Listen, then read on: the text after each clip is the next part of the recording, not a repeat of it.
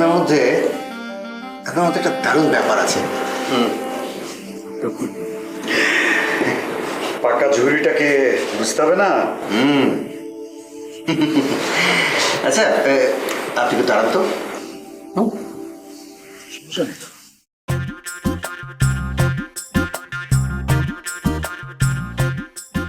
Height ভালো। একটু ধরুন তো।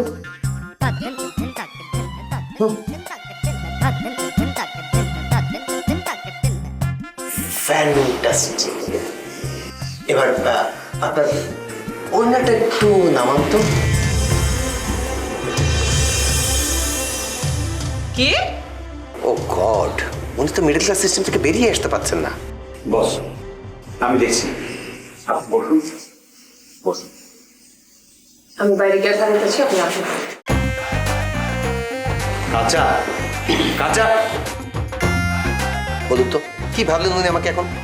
বস প্লিজ ডোন্ট মাইন্ড, প্রথম দিন তো তাই একটু আনইজি ফিল করছি আর কি।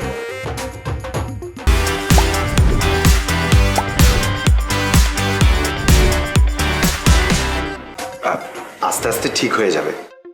আমার হাতে বেশি টাইম নেই, জাস্ট 2-1 দিন, এর মধ্যে আমাকে শুটে যেতে হবে। আরে কোনো সমস্যা নাই, আপনি জাস্ট আমার উপরে ভরসা রাখুন। আর এটা আমাকে বলুন চলবে কি না। হ্যাঁ, আরে কিভাবে চলবে? একটা রোমান্টিক গানের মিউজিক ভিডিও করবো, এরকম জড়তা থাকলে চলবে? আচ্ছা, জুসের একটার মধ্যেও একটা রোমান্টিকতা আছে। দুটো স্ট্র নিয়ে একই মগ থেকে দুজন জুস খাচ্ছে। এই জুস খেতে খেতে দুজনের মধ্যে একটা ইন্টিমেসি তৈরি হবে এবং দুজনের মুখটুকু কাছাকাছি আসবে। এরকম জড়তা থাকলে এই সিনেমা করতে পারবে? আপনি না কি যে ধরে নিয়ে আসলেন একটা আমার কাছে এখন। আপনাকে তো আমি সব কিছু বুঝিয়ে বলেছি তাই না? ও একটা নন প্রফেশনাল আর্টিস্ট, আমাকে পছন্দ করে, তাই ভাবলাম যে মডেলিং করলে ক্ষতি কি।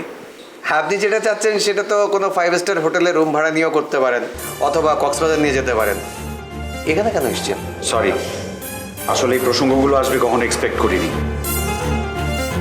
আর আপনি কি সেটাও তো আমি ভালো করে জানি তাই না? আপনি নিজেও জানেন। শুধু শুধু একটা ব্যাপার নিয়ে আমাদের দুজনের মাঝে তিক্ততা আনার তো কোনো প্রয়োজন নেই। ওকে ওকে ওকে ওকে বেটার আপনি অন্য কাউকে নিয়ে আসুন। নো, হয় ওর সঙ্গে আমি কাজ করব, আর না হলে আমি কাজটা করব না। ওকে, আপনি তাহলে ওকে তৈরি করে নিয়ে আসুন। ঠিক আছে।